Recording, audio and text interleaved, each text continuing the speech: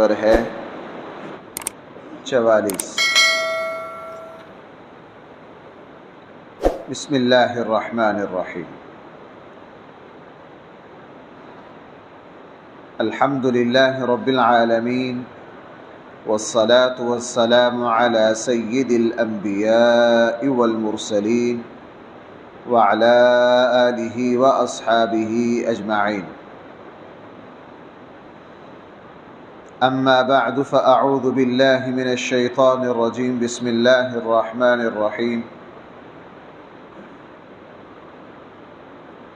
ونادى أصحاب الجنة أصحاب النار أن قد وجدنا ما وعدنا ربنا حقا فهل وجدتم ما وعد ربكم حقا قالوا نعم فأذن مؤذن بينهم اللعنة الله على الظالمين الذين يصدون عن سبيل الله ويبغونها عوجا وهم بالآخرة كافرون وبينهما حجاب وعلى الأعراف رجال يعرفون كلا بسيماهم ونادوا أصحاب الجنة أن سلام عليكم لم يدخلوها وهم يطمعون وإذا صرفت أبصارهم تلقاء أصحاب النار قالوا ربنا لا تجعلنا مع القوم الظالمين صدق الله مولانا العظيم۔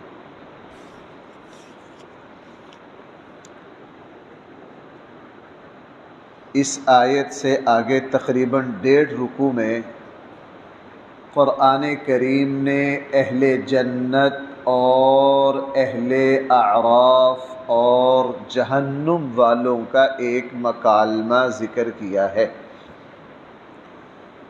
قرآن کریم میں جنت اور جہنم کے رہنے والوں میں قرآن کریم نے کئی جگہ ان کے مکالموں کا تذکرہ کیا ہے۔ سورہ صافات میں بھی ایک مکالمہ ہے، سورہ مطففین میں بھی آپس میں ایک مکالمہ ہے۔ قرآن و سنت سے جو محسوس ہوتا ہے وہ یہ ہے کہ جنت جو ہے وہ بہت اونچی جگہ پر واقع ہے اور دوزخ جو ہوگی وہ نیچے ہوگی۔ جنت والے جب چاہیں گے جہنم کا مشاہدہ کر سکیں گے، اس کا معائنہ کر سکیں گے، اور دوزخی جہنمی وہ جنت کا مشاہدہ نہیں کر سکتے۔ یہاں ایک مکالمہ ہے، یہ سب سے تفصیلی مکالمہ ہے آپس میں۔ جس وقت جنتی جنت میں چلے جائیں گے اور دوزخی دوزخ میں چلے جائیں گے، درمیان میں ایک جگہ ہے، وَبَيْنَهُمَا حِجَاب، قرآن یہاں کہہ رہا ہے، اس کو اعراف کہا جاتا ہے۔ جنت اور جہنم کے درمیان ایک عارضی ٹھکانہ ہے جس کو اعراف کہا جاتا ہے۔ وہاں کون لوگ ہوں گے؟ اہل علم کے اس میں تقریباً 15-16 اقوال ہیں کہ وہاں کون لوگ رہیں گے۔ زیادہ مفسرین نے جو ترجیح دی ہے وہ یہ کہ اعراف میں وہ لوگ رہیں گے جن کی نیکیاں اور گناہ برابر ہوں گے۔ بھائی، جن کی نیکیاں اور گناہ کیا ہوں گے؟ اور ان کو کسی کی سفارش بھی حاصل نہیں ہوگی۔ اللہ تعالیٰ ان کو اعراف میں رکھیں گے۔ اعراف میں نہ عذاب ہے نہ جنت والی نعمتیں، اور ان کو یہ اختیار ہوگا کہ وہ جب چاہیں گے جہنم کا مشاہدہ کر لیں، جب چاہیں جنت کا۔ شاہ ولی اللہ رحمہ اللہ کی رائے یہ ہے کہ اعراف میں رکھ کر ان میں استعداد پیدا کی جائے گی جنت میں جانے کی۔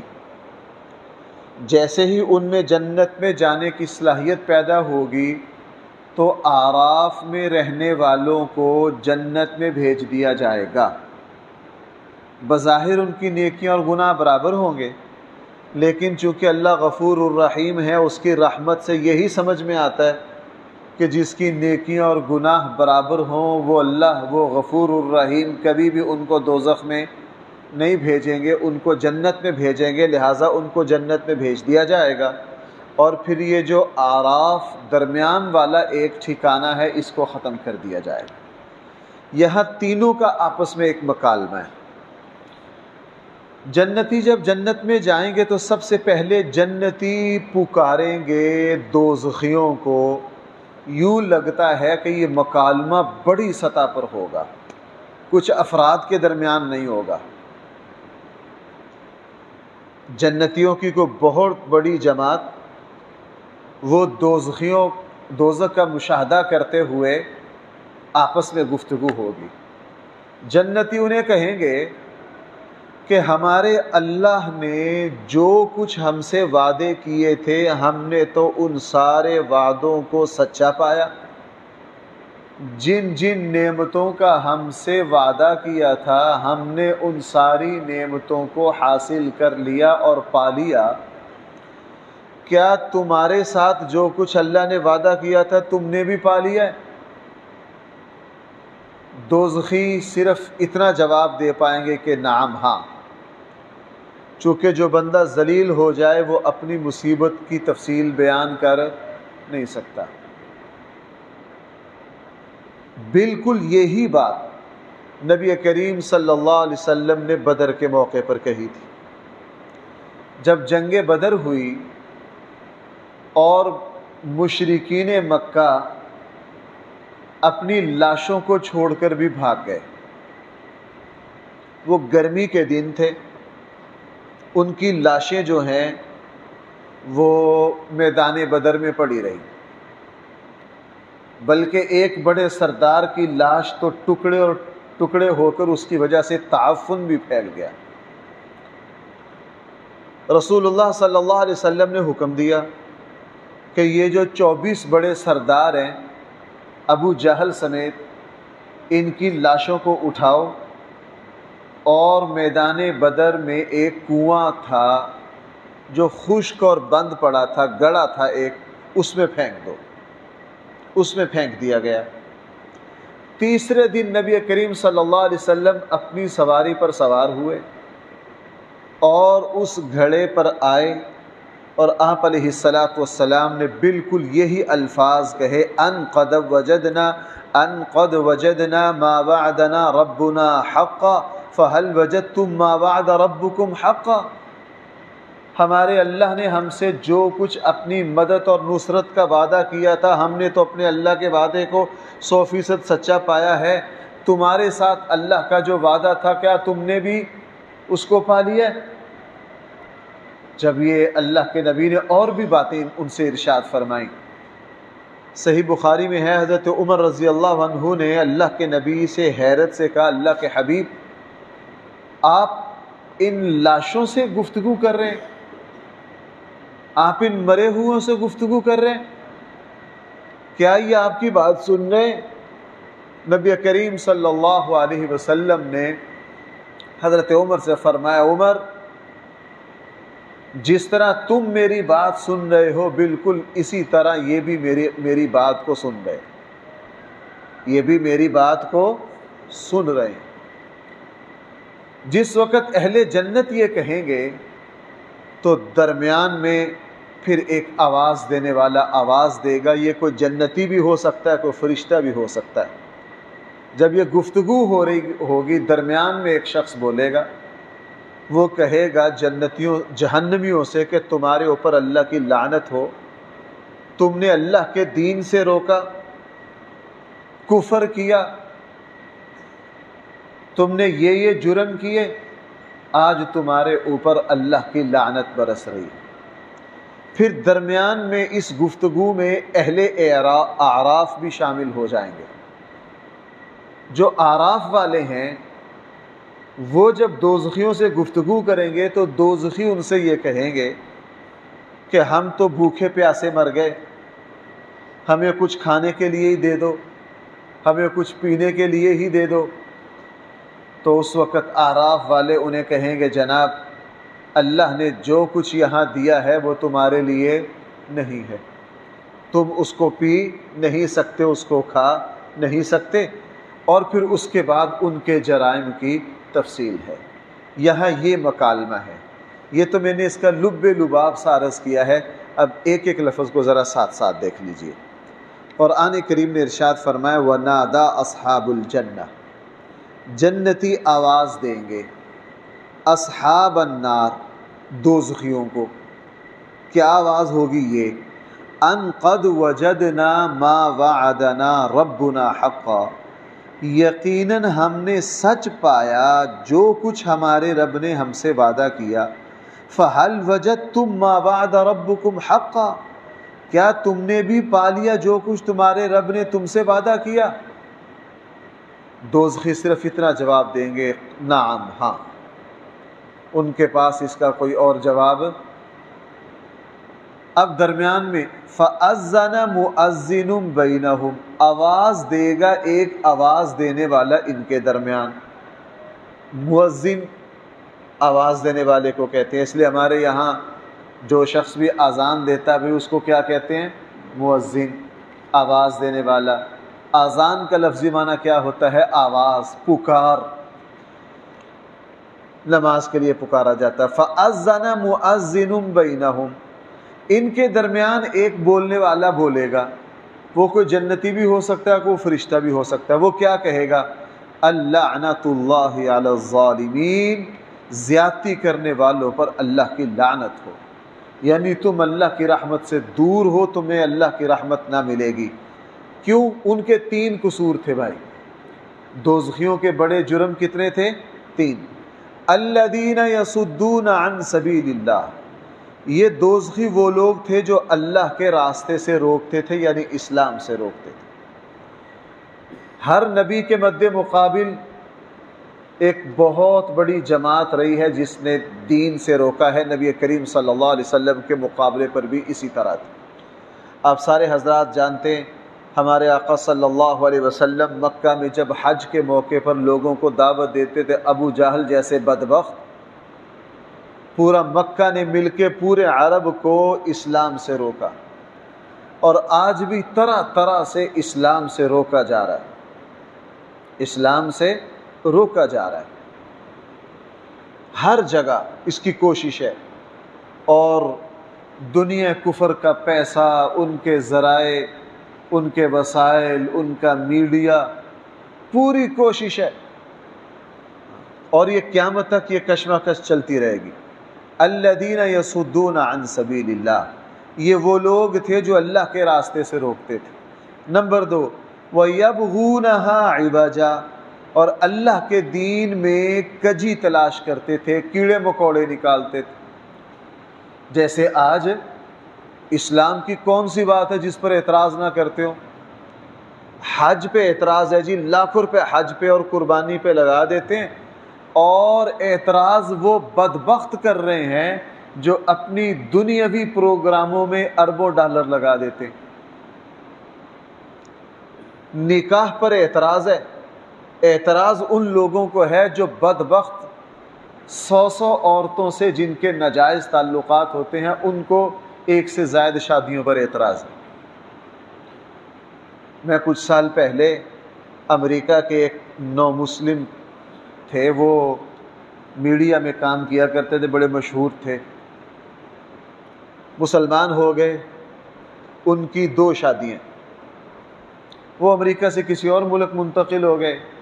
کئی سالوں کے بعد جب امریکہ دوبارہ آئے تو میڈیا نے ان سے سوالات کیے، وہ بڑے، میں نے آپ سے بہت مرتبہ یہ بات عرض کی ہے کہ یہ جو بڑے بڑے نو مسلم ہیں نا، یہ اپنے اسلام لانے کے بعد جب اس پر کوئی قلم اٹھاتے ہیں نا، ان تحریروں کو خوب پڑھنا چاہیے، اس سے اسلام کی سچائی، چونکہ یہ وہ لوگ ہیں، ہم تو پیدائشی طور پر مسلمان ہیں نا، ہم تو اب تک دین کو سمجھ رہے ہیں، یہ دین سمجھ کر پھر آتے ہیں، یہ باہر سے دین کو دیکھتے ہیں، ہم اندر سے دیکھتے ہیں، دونوں میں فرق ہوتا ہے۔ جو بندہ باہر سے کوئی چیز دیکھے، جو اندر سے دیکھے، ان دونوں کے نتائج مختلف ہوتے ہیں۔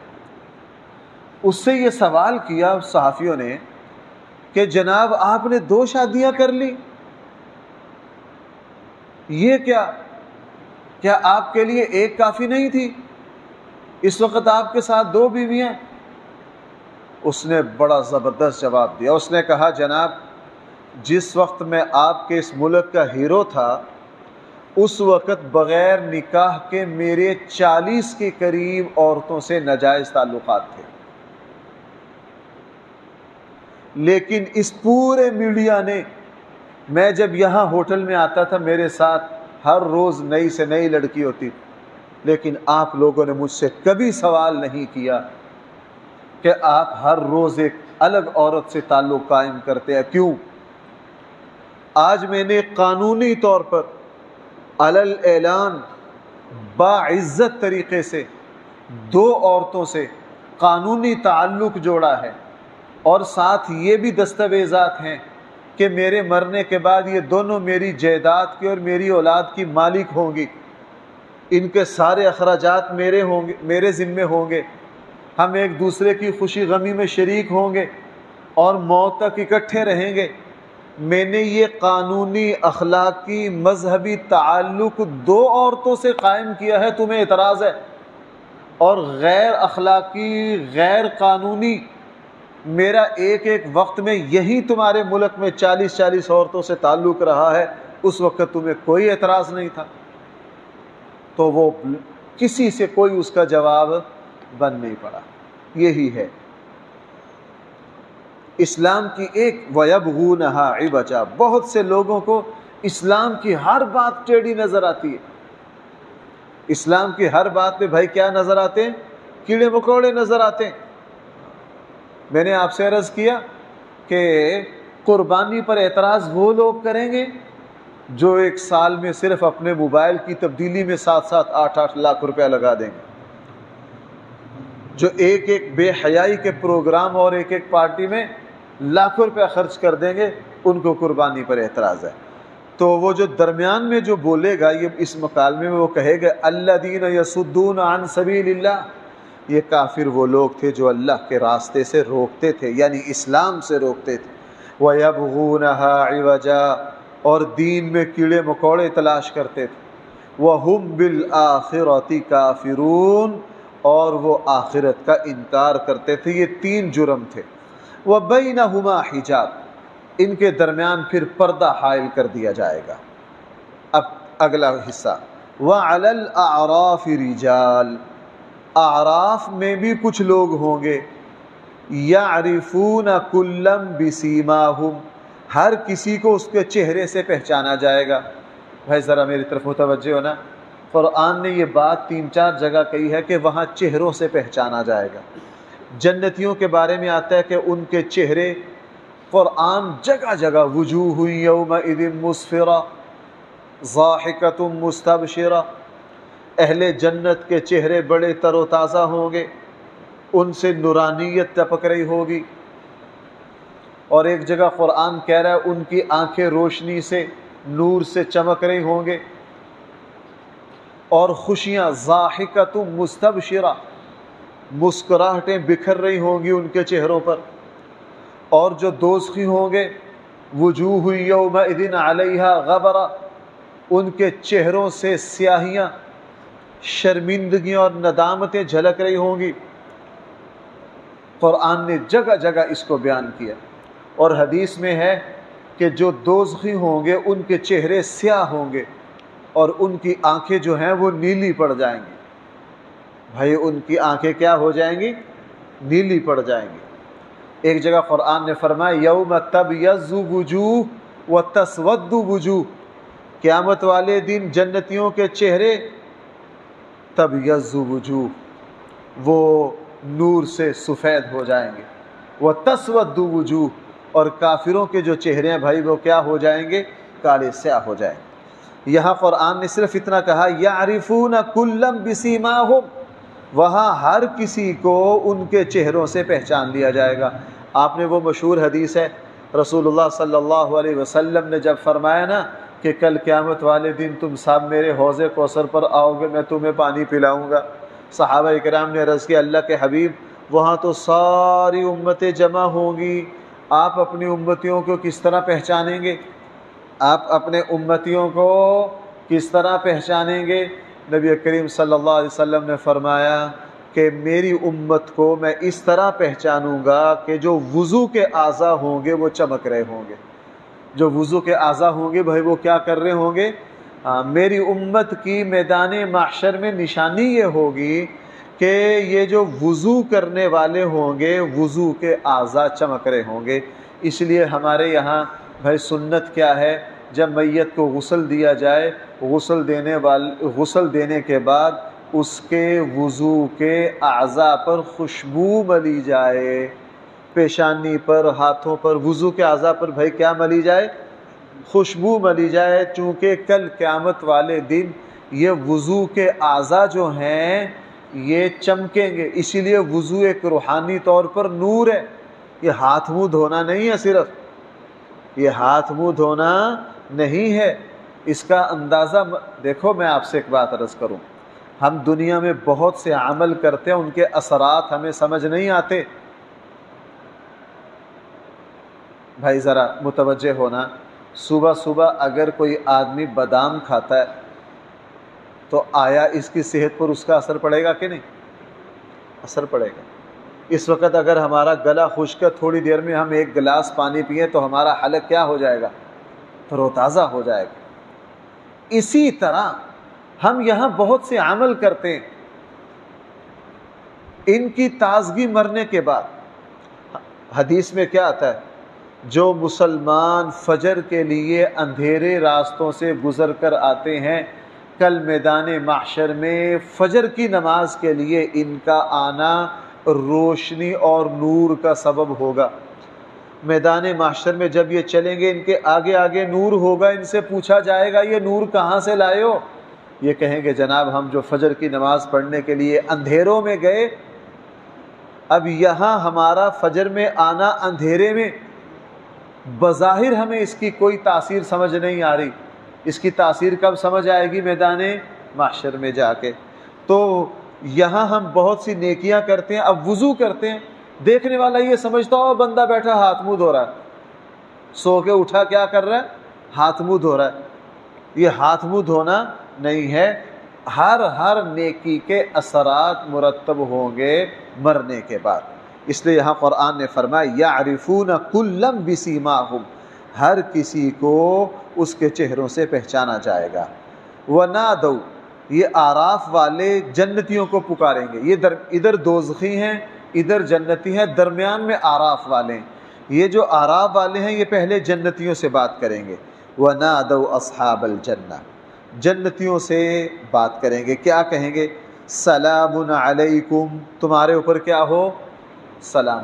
بھائی کیا کہیں گے؟ قرآن کریم نے 3 جگہ بیان کیا کہ جنت میں جنتیوں کا تحیہ جو ہوگا وہ کیا ہوگا؟ سلام علیکم. اچھا، اس سے ہمیں ایک بات سمجھنی چاہیے.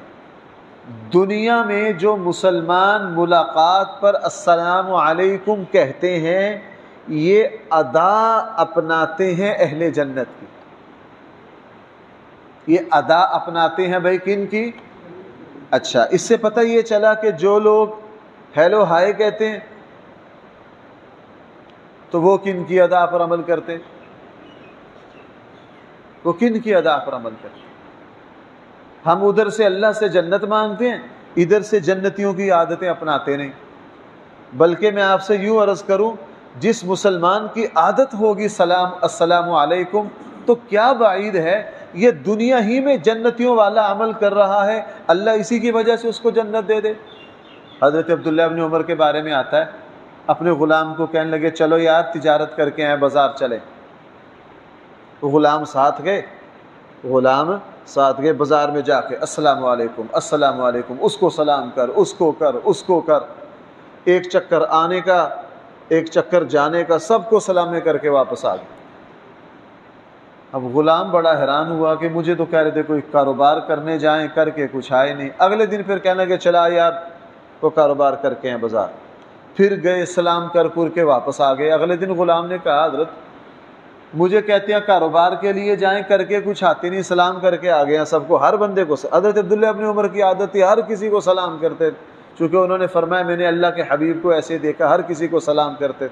چونکہ دنیا میں نبی کیا ہوتا ہے؟ جنت کا نمائندہ ہوتا ہے، جنتی روح ہوتی ہے، میں بار بار اس کو بیان کرتا ہوں۔ تو حضرت عبداللہ ابن عمر فرمایا تھا، پگلے یہ جو ہم بازار جا کے سلام کرتے ہیں، تجھے نہیں پتہ یہ سب سے بڑی تجارت ہے؟ کیا ہے؟ سب سے بڑی تجارت ہے۔ اس لیے آپس میں سلام کرنا، سلام اگر ہم جنت کے امیدوار، دیکھو بھائی ابھی الیکشن کو سال باقی ہے، آپ دیکھ رہے ہیں الیکشن میں کھڑے ہونے والوں کی بھرتیاں۔ پرسوں میں ایک جگہ بیٹھا تھا، وہاں بات ہو رہی تھی اور فلاں بندہ الیکشن میں کھڑا ہوگا، دوسرا اس سے پوچھ رہا تجھے کیسے پتا چلا؟ کہنے گیا وہ پرسوں اس نے پراڈو خرید لی ہے، آج کل وہ جنازیاں چاند جان لگ پہ ہے۔ اس نے 3 علامتیں بیان کی، ایک تو پراڈو خرید لی ہے، دوسرا آج کل وہ جنازوں میں تیزی سے آنے جانے لگ پڑا ہے، اور تیسرا ہر بندے کو ملنے لگ گیا۔ مجھے یہاں سے پتا چلا کہ اس نے الیکشن میں کھڑا ہونا ہے۔ الیکشن میں ابھی سال ہے، لیکن ان لوگوں کی ادائیں سال پہلے ہی اپنائی جا رہی ہیں۔ تو بھائی میں اور آپ جنت کے امیدوار، لیکن ہم سلام کو چھوڑتے جا رہے ہیں، ہم سلام کو چھوڑتے جا رہے ہیں۔ اس لیے فرمایا وَنَادَوْا أَصْحَابَ الْجَنَّةِ، تو یہ اعراف والے جنتیوں کو پکاریں گے اور کیا کہیں گے؟ سلام علیکم، تمہارے اوپر کیا ہو؟ اللہ کی لم يدخلوها، اور یہ خود ابھی جنت میں داخل نہیں ہوئے ہوں گے، وَهُمْ يَطْمَعُونَ، اور جنت میں داخلے کی آرزو کیے ہوئے ہوں گے۔ اعراف والے جنت میں جائیں گے نہیں، لیکن تمنا ہوگی کہ ہم بھی جنت میں جائیں۔ یہ مکالمہ بھی چل رہا ہے، انشاءاللہ اس آیت سے کل دوبارہ چلیں گے۔ اللہ تعالی ہم سب کو صحیح فہم عطا فرمائے۔ الحمدللہ رب العالمین، والصلاة والسلام على سید الانبیاء والمرسلین وعلى آلہ واصحابہ اجمعین۔ ربنا آتنا فی الدنیا حسنہ وفی الآخرة حسنہ وقنا عذاب النار۔